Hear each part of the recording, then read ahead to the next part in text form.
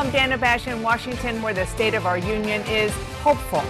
We expect to see a Red Cross caravan in Gaza start to move within hours as Hamas begins to surrender the 48 remaining hostages back to Israel after 2 years of brutal captivity. And in Gaza City, Palestinians were returning home alongside hundreds of aid trucks as the ceasefire deal arranged by President Trump moves forward. This afternoon, the president will head to the Middle East to celebrate the deal. And what he is promising will be lasting peace, even as major sticking points remain.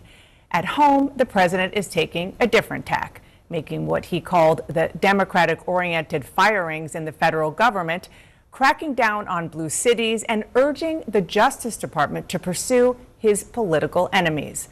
Overnight, a source told CNN that federal prosecutors met Saturday to finalize the details of a potential indictment against Trump's former national security advisor and now political foe, John Bolton, after charges against New York's Attorney General this week and the arraignment of former FBI Director James Comey. Here with me now to talk about all of this and more is the chairman of the House Judiciary Committee, Jim Jordan. Thank you so much for being here, sir. So 3 weeks ago, President Trump named 3 people in that Truth Social post to Attorney General Pam Bondi that he wanted prosecuted. 2 of them have now been indicted. You're not only the Judiciary Chair, you also lead a subcommittee on weaponization of federal government.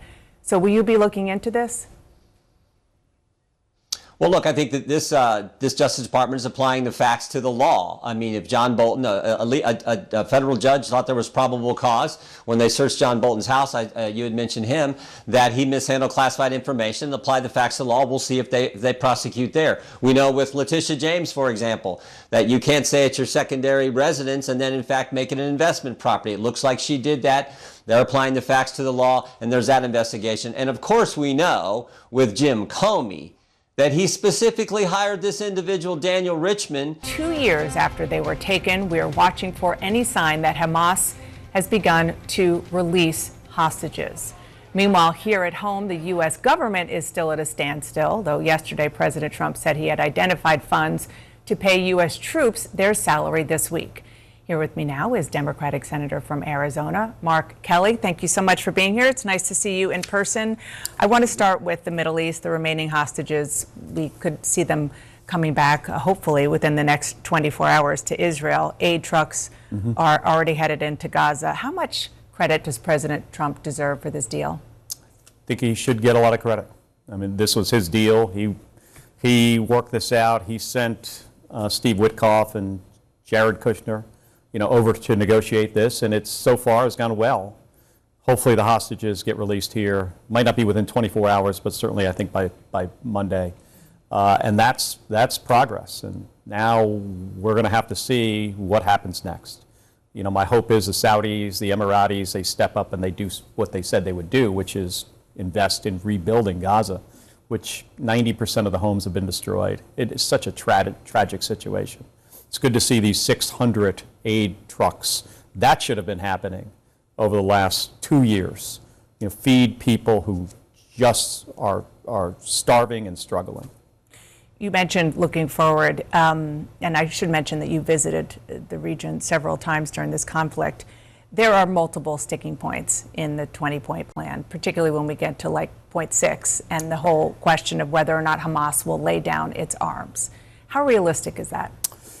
Well, I think it's possible. I am concerned that they may change their minds here. They're in a challenging spot. The Iranians, their benefactor is not what it was even just months ago.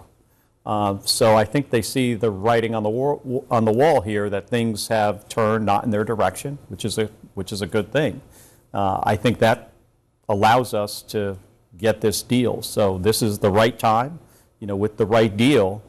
But you're right, there's 20 or 21 points in this plan, and a lot of things have to happen to get to a lasting peace.